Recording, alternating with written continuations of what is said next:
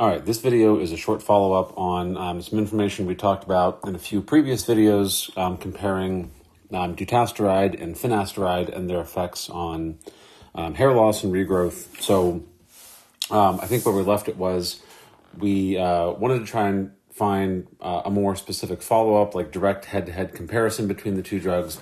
And just as a quick reminder of like mechanism of effect, remember the whole goal of both of these drugs is to decrease the production of DHT. DHT binds to the same androgen receptor that testosterone does, but it does so a lot more potently. Remember, about 5 times stronger than testosterone. And for reasons that are not entirely clear, activating that androgen receptor is a big part of what causes hair follicles to shrink and eventually stop growing and producing hair. And so the idea is fairly straightforward, that if we can inhibit the enzyme called 5-alpha reductase that converts testosterone into DHT, then we can decrease the activation of androgen receptor, which means that it will activate less transcription of the genes that it turns on, which we know leads to hair loss. The difference between the two drugs is that there are actually 2 different forms of 5-alpha reductase, very simply just named type 1 and type 2. And finasteride only inhibits type 2 reductase, whereas dutasteride is more potent and inhibits both forms of the enzyme. And so it's fairly straightforward. Dutasteride has a more potent effect, we think, just because it lowers DHT levels. So same mechanism, just a more broad, comprehensive effect. And making it more potent like that probably increases the effectiveness, but one of the side questions is, does it also increase potential side effects?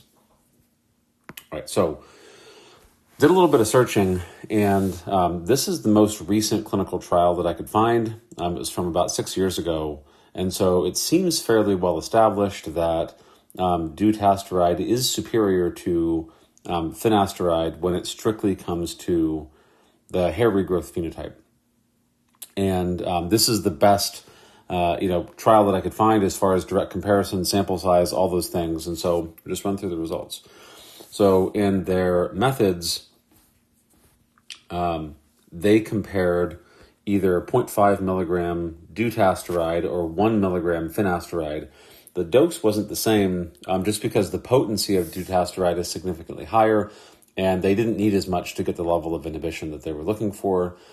And they basically tracked those dosages, this is oral dosage, not topical, for 24 weeks and compared hair regrowth rates by a handful of different methods.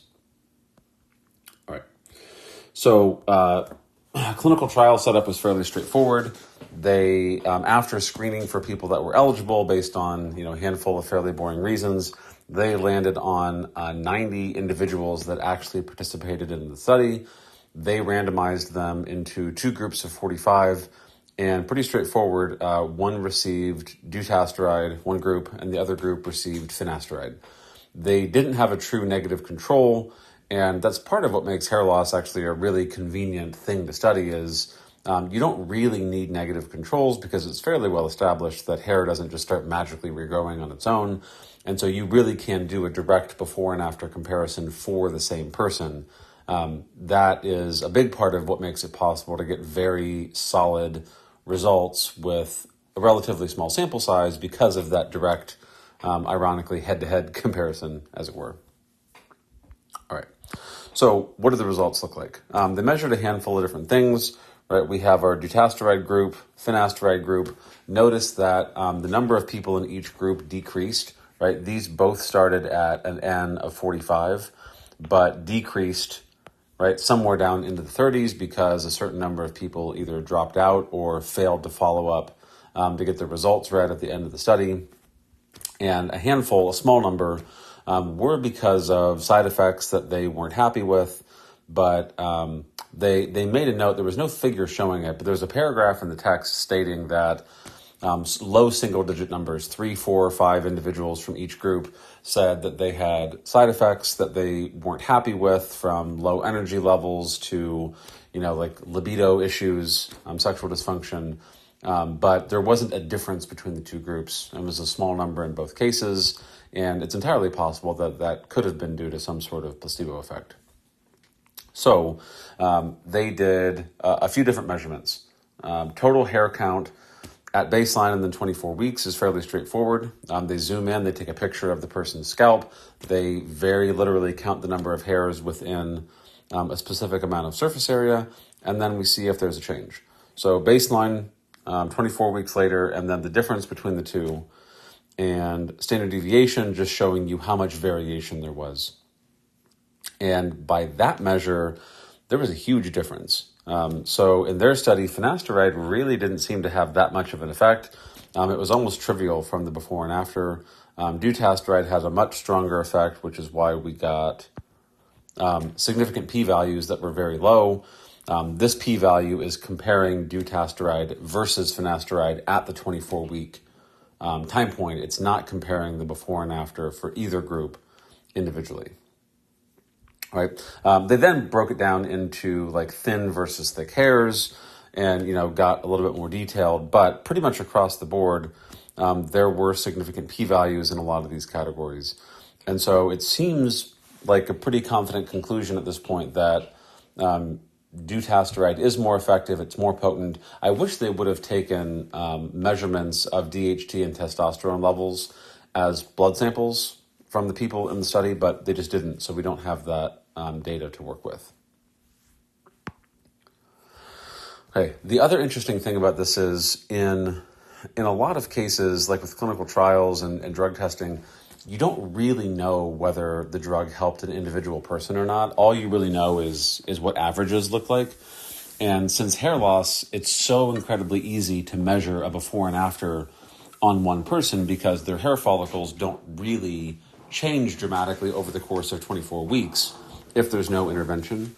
And so what was interesting is they actually broke this down into individual participants and how much change they got. All right, so number of people that saw an actual decrease, meaning they lost more hair, no change at all, and then everything between slight increase to moderate increase to greatly increased. And it seems pretty straightforward that the peak of that bell curve for finasteride hovers around slight increase, with some doing a little better, some not really seeing a benefit at all. Whereas with dutasteride, the peak seems pretty heavily shifted to the right towards moderate to great increases. The other interesting thing to point out in all this is there are other drugs that are often combined with these. And we saw from previous papers that finasteride does a lot better if you combine it with minoxidil. They didn't do that in the study. And so I think it would have been interesting if they did a side-by-side with combination therapy, just because there's so much evidence that produces stronger effects. All right, so I know that was fairly straightforward, but this really is sort of the state of evidence. The one thing that I'm not entirely certain of is if it seems fairly well agreed upon that dutasteride is more effective and it doesn't have more significant side effects than finasteride. I don't know why it's not licensed for hair loss. The current state of things in the United States seems to be that dutasteride is approved for inhibiting prostate growth in benign prostatic hyperplasia, and sometimes it's prescribed off-label for hair loss, but it doesn't actually have full FDA approval for hair loss purposes. And maybe it's just not a priority because doctors know that they can prescribe it off-label for that reason, but it hasn't quite hit that mark yet.